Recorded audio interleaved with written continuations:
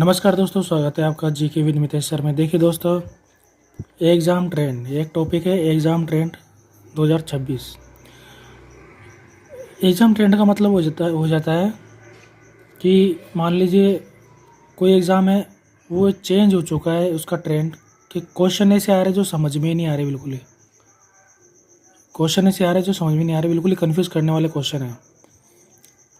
अभी इसमें एग्ज़ाम जो ट्रेंड है, अभी जो क्वेश्चन आए, मान लीजिए अभी कोई पेपर हुआ, जैसे रीट का ही पेपर हुआ है, तो उसमें क्वेश्चन ऐसे आ रहे हैं कंफ्यूज करने वाले। तो वो कौन से क्वेश्चन आ रहे हैं वो देखिए, किस तरह के क्वेश्चन आ रहे हैं।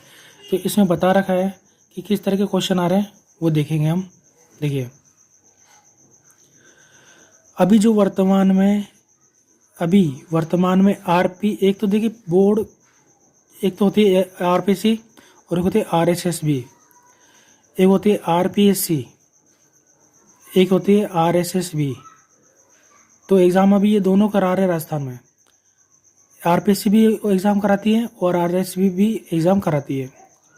तो अब इन दोनों का ट्रेंड क्या है एग्ज़ाम के प्रश्न के तौर पे, इन मतलब आरपीएससी के कौन से प्रश्न, कैसे प्रश्न आते हैं आरपीएससी के, और आरएसएसबी के कौन से प्रश्न आते हैं, मतलब आरएसएसबी के कैसे प्रश्न आते हैं, वो देखेंगे हम।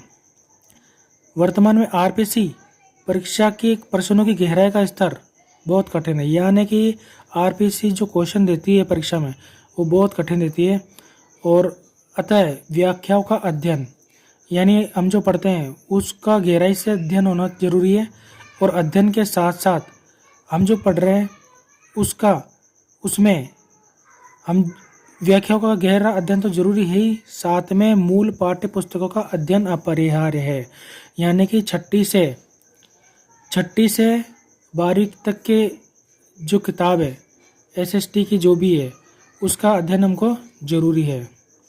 ठीक है, हमारा जो भी सब्जेक्ट है, चाहे एसएसटी हो, चाहे साइंस हो, चाहे मैथ्स हो, जो भी है उसका हमको अध्ययन ज़रूरी है। ये तो हो गया आरपीएससी का। ठीक है, अब देखते हैं आरएसएसबी का क्या रूल्स है। ये तो क्वेश्चन कठिन देती है, लेकिन ये क्या करती है, इसके विपरीत आरएसएसबी क्या करती है, इसके परीक्षा प्रश्न का स्तर कठिन नहीं है। इसके परीक्षा प्रश्न का स्तर कठिन नहीं है, लेकिन परीक्षा प्रश्न को और अधिक विस्तृत कर दिया गया है। यानी जो पेपर है उसको और अधिक विस्तृत कर दिया गया है, यानी कठिन बना दिया गया है। लेकिन कैसे, घुमा फिरा करके, लेकिन कैसे, यानी कि वह एक प्रश्न के माध्यम से 4 प्रश्न पूछ रही है। अभी जो रीट का एग्ज़ाम हुआ है उसमें एक प्रश्न दिया, एक उसके माध्यम से 4 प्रश्न पूछी जा रही है, तो उसमें प्रश्न को पढ़ने में ही ज़्यादा काफ़ी टाइम चला गया। ठीक है, तो एक प्रश्न के माध्यम से 4 प्रश्न पूछे जा रहे हैं। तो इस प्रकार के प्रश्न अभी देखे जाए तो क्या आएंगे, आने वाली परीक्षा में आएंगे। तो आने वाली परीक्षा में हुबहू जो ऐसे पूछे जाने की संभावना तो कम ही है, कि एक अभी जैसे क्वेश्चन रिपीट हो, उससे बचाने के लिए इन्होंने क्या करा कि एक क्वेश्चन है तो उसमें 4 क्वेश्चन डाल दिए कन्फ्यूज़ करने के लिए। तो ऐसे कन्फ्यूज़ करने वाले जो क्वेश्चन है वो आएंगे कम, आने वाली परीक्षा में हो सके आवे, लेकिन कम आ सकते हैं। तो इस प्रकार के प्रश्नों का जो निर्माण है, मतलब इस प्रकार के जो प्रश्नों का निर्माण कैसे हुआ है कि एक प्रश्न से 4 प्रश्न पूछे जा रहे हैं। तो इस प्रकार के प्रश्नों का निर्माण परीक्षा में बार बार पूछे जाने वाले तथ्यों से होता है। घुमा फिरा कर कहने वाली बात यही है कि मान लीजिए कोई से भी एक सवाल है,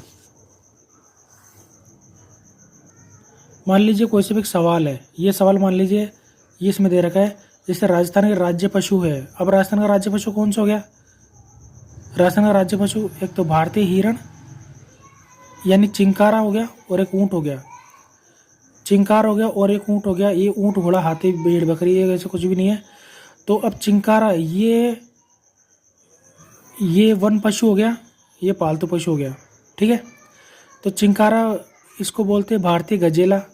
राजस्थान का वन्य जीव श्रेणी नॉन डोमेस्टिक स्टेट एनिमल, यानी कि राजकीय पशु में घोषणा किया गया है इसको गजेला, वेनेटी और एंटीलोप, ऐसे इसमें जो वर्णन दिया गया है। तो इसमें कितने अवधि के, ये तो हो गया प्रश्न, ये हो गया प्रश्न। और ये हो गया इसका तथ्य। ठीक है, तो यही तो पूछ रही है आरएसएस भी कि एक प्रश्न के माध्यम से 4 प्रश्न पूछे जा रहे हैं और इस प्रकार के प्रश्नों का निर्माण परीक्षा में बार बार पूछे जाने वाले तथ्यों से होते हैं, यानी तथ्यों से हो रहा है। ठीक है, अब इसमें देखिए कुछ चीज़ इसमें बता रखी है कि 2026 के जो परीक्षा में प्रश्न आए उनके प्रश्नों का आधार क्या रहा, कि 2026 में परीक्षा में प्रश्नों का आधार क्या रहा। देखिए, एक तो ज्ञान के आधार पर रहा, एक स्मृति और एक समझ के आधार पे। देखिए, ज्ञान मतलब सुमेलित का मतलब होता है, ये होता है ना मिलान करना, हम इससे मिलान करना, इससे मिलान करना, ये मिलान करना, वो मिलान करना, तो ये होता है सुमेलित। और तथ्य आधारित, अभी हमने जो तथ्य देख ही लिया उसके बारे में थोड़ी सी डिटेल, जैसे मान लीजिए थोड़ी डिटेल हो जाती है।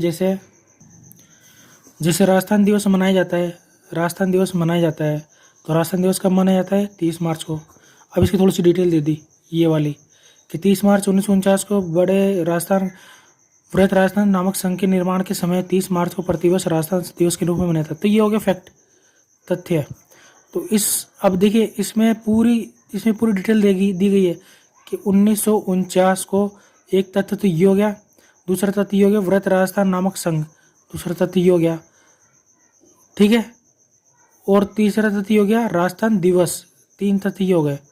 तो इसमें तथ्य के आधार पर दिए गए हैं। ठीक है, तो तथ्य आधारित प्रश्न तो ये हो गए। एक स्मृति, कालक्रम और मानचित्र आधारित प्रश्न। मानचित्र आधारित प्रश्न कौन से हैं? देखिए, कालक्रम आधारित प्रश्न ये होता है। देखिए, प्रमुख सभ्यता को उनके प्रमुख उत्खनन कब उनका खनन किया गया, और अन्वेषण यानी उनकी खोज की आरंभ से अद्यतन क्रम वाइज उनको जमाना है। बागोर है, कालीबंगा है, गिलूंड है और आहड़ है। ठीक है, तो इनका क्रम वाइज उनको जमाना है। तो कालीबंगा हनुमानगढ़ में, आहड़ उदयपुर में, गिलूंड राजसमंद में, बागोर भीलवाड़ा में। तो पहले कालीबंगा फिर आहड़, तो 2 फिर 4, तो 2 4 3 1, फिर गिलूंड है, फिर राजसमंद, फिर गिलूंड है, फिर बागोर है। ठीक है, तो इस तरह से। तो ये देखिए सही कालक्रम अनुसार कालीबंगा 1952, आहड़ 1953, गिलूंड 1957 और बागोर 1967। तो ये कालक्रम आधारित प्रश्न है। अभी मानचित्र आधारित प्रश्न, तो मानचित्र आधारित प्रश्न है। ये देखिए इसमें बता रखा है कि मानचित्र आधारित प्रश्न ऐसे आएंगे कि प्राचीन ऐतिहासिक काल में राजस्थान के क्षेत्रों को दक्षिण से उत्तर की ओर व्यवस्थित करें। ये दक्षिण है, इससे उत्तर की ओर व्यवस्थित करना है। तो सूरसेन है, कुरु है, शिवी, वागड़ है, और इसके ऑप्शन दे रखे हैं, ये देखिए। तो ऐसे क्वेश्चन आएंगे इसमें। ठीक है, तीसरा हो गया समझ पर आधारित। अब समझ पर आधारित कौन से? देखिए, समझ पर आधारित है एक तो कथन कारण। ठीक है,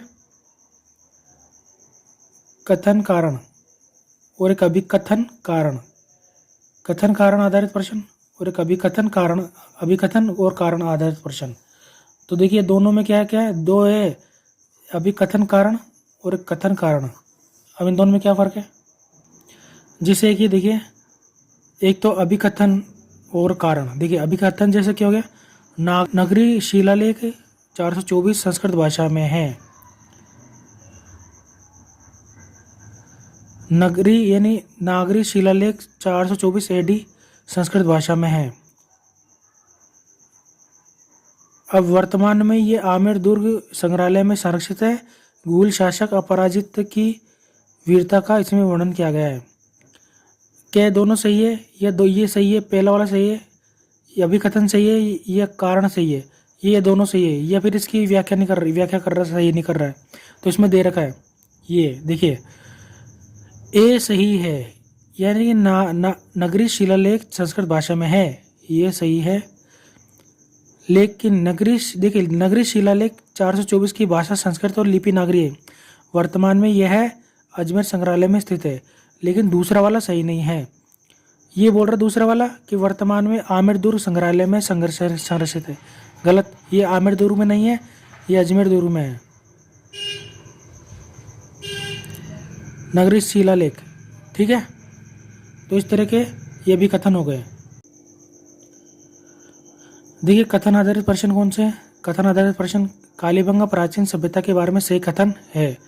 ये सभ्यता प्राचीन दोषदती और सरस्वती नदियों की घाटी में पुष्पित और पल्लवित हुई थी। ये सभ्यता राजसमंद जिले में स्थित है। सबसे पहले 1952 में अमलानंद घोष ने इस सभ्यता को खोजा था। और चौथा है 1961 और 1962 में बीबी लाल और बी के थापर ने उत्खनन किया था। तो 1, 3, 4 पहला, तीसरा और चौथा ये तो सही है। बाकी ये राजसमंद जिले में स्थित नहीं है, ये कालीबंगा सभ्यता से संबंधित है, हनुमानगढ़ जिले में स्थित है। ठीक है, ये इसमें दे रखा कालीबंगा और हनुमानगढ़ सभ्यता।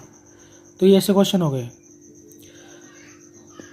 इसमें बता रखा है कि ज्ञान और स्मृति पर आधारित जो प्रश्न है, ये वाले सुमेलित और तथ्य वाले आधारित प्रश्न है, ये कैसे रिवीजन से सही होंगे। और परीक्षार्थी को ज्ञान के साथ साथ निर्धारित समय में परीक्षा प्रश्न पत्र हल करने का तरीका भी आना चाहिए एक लिमिटेड टाइम में। अभिकथन, असर्शन, कारण, रीजन संबंधी प्रश्नों को हल करते समय सर्वप्रथम ये देखें कि अब ये जैसे दे रखा है ये कि नगरी शिलालेख संस्कृत भाषा में है, तो और ये कारण, तो इन दोनों के बीच में क्यों के लगा के देखना है। जैसे अभिकथन कारण संबंधी प्रश्नों को हल करते समय सर्वप्रथम ये देखें कि ए और आर दोनों सही है या नहीं। ए और आर दोनों सही है या नहीं, पहले ये देखना है। यदि दोनों में एक गलत है तो उत्तर में कोई परेशानी नहीं होगी। यदि दोनों में कोई एक गलत है तो उत्तर में कोई परेशानी नहीं होगी, सीधा सीधा मालूम है।